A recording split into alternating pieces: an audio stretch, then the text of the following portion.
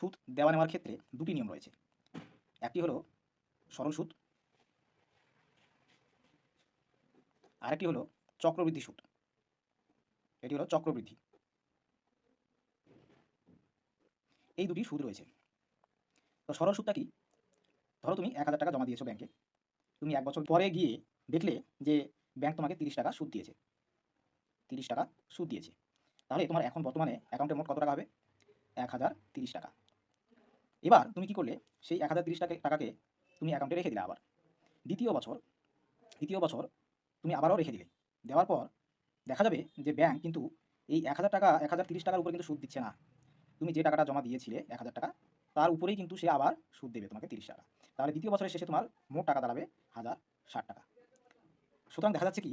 যে ব্যাংক যে সুদটা দিচ্ছে তোমাকে, সেই টাকাটা ব্যাংক কিন্তু নিজের হিসেবের আওতায় নিয়ে আসছে না। তুমি যে টাকাটা জমা দিয়েছো, ব্যাংক শুধু